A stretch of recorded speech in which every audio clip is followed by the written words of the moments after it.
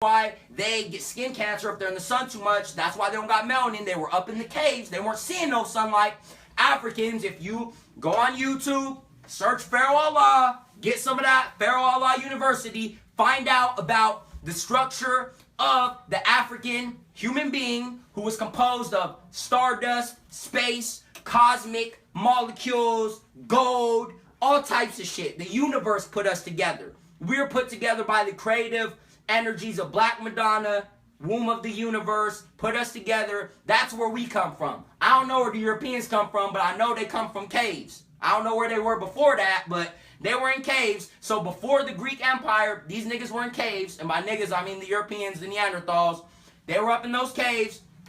The Cushite Empire already had a civilization, all right? Okay, so like you're saying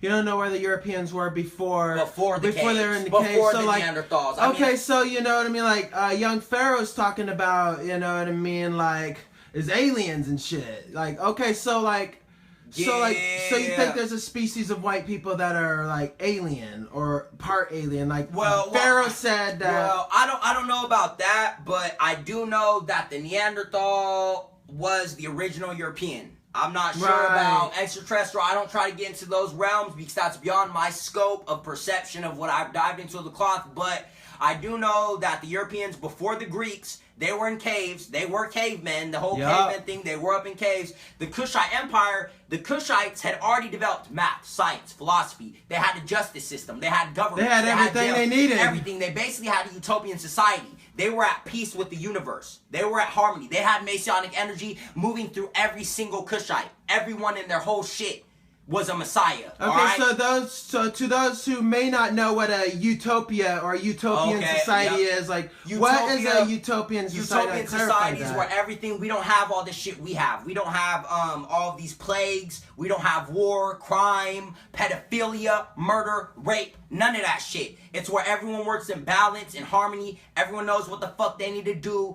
We have an equal dispersal of wealth. No one's richer than everyone else. None of that shit. That's a utopian society. Imagine if every person in our society was a Jimi Hendrix. Imagine if everyone in our society was a Bruce Lee. That's what it would be like if we had a utopia where everyone was able to tap into their creative messianic energy of self and become great. That's what the Cushites were. They had a great civilization for millions of years, okay? We're talking, they don't even acknowledge how old our planet is. They say this shit started at 3000 BC. No, nigga. The pyramids are far older than that. The shit is far older than that. So we're way before that. The Cushites had all that shit. What happened with the Cushites, let me speed it up a little bit so I don't get too caught up. The Cushites, it was called, alright, so the Cushites went to Egypt and established the first dynasty. Alright, the first pharaoh of Egypt, the first rulers were Ethiopians. And the pharaohs of Egypt had a ritual of marrying the Ethiopian Nubian goddesses from Ethiopia to maintain that royal bloodline from Ethiopia to Egypt. Okay? So we had Kush was basically Great Britain. We, as the Cushites, I'm addressing the Cushites, went over across the Red Sea into Egypt, where we developed a colony which acted as the part of America, where the secret orders of priests and priestesses were from Kush, and that's why Egypt popped up in the first dynasty without an archaic age, because everything was already figured out in Ethiopia. All that shit was already figured out. The pyramids, the Sphinx, they already figured out how to do all that shit in Kush. They took that to Egypt. Egypt developed the worship of deities. This is where we start getting religion and the worship of deities, because Cushites, they understood that the balance of the universe and the energy of the universe, the Messianic energy, was what they called Kush. The land of Kush. C-U-S-H. Not the kingdom of Kush. The land of Kush. Kush is the serenity of sublime illumination and exalted exuberance. When you hit Heru frequency, or you become a god or a goddess in consciousness, you establish Kush. Kush is a more of a principle than anything else.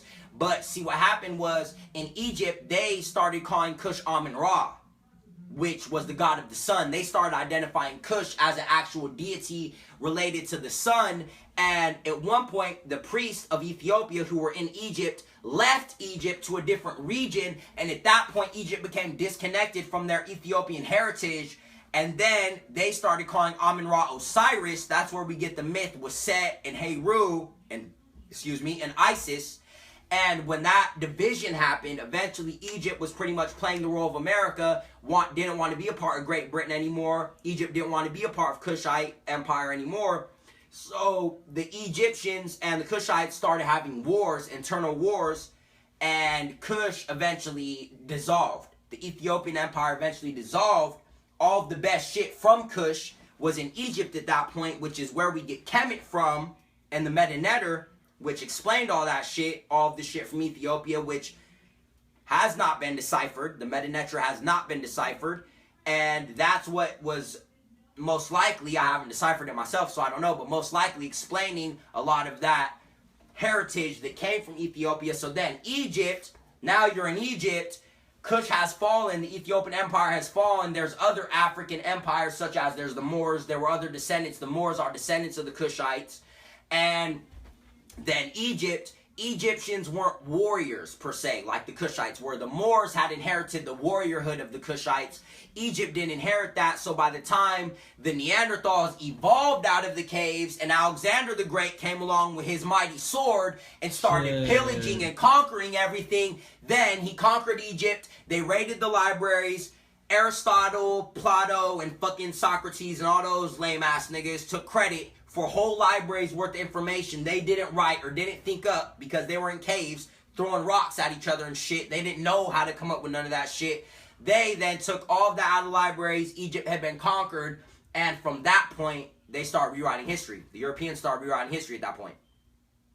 And which is the history that is in our schools, and we're learning now. That's what we learn now. In schools, in middle school, you learn about the Greeks. You learn about all the Greek gods, then you learn about Rome. So let's keep this going. I'm going to keep this cloth going, because it ain't done. We going from the Cushites to Chuck Berry, motherfuckers.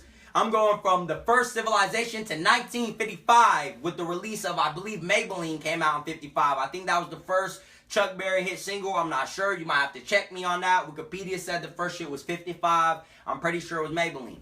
So, the Greeks. You got Alexander the Great conquers. The Europeans start rewriting history. I forget how the Greek Empire became the Roman Empire, but eventually Greece falls.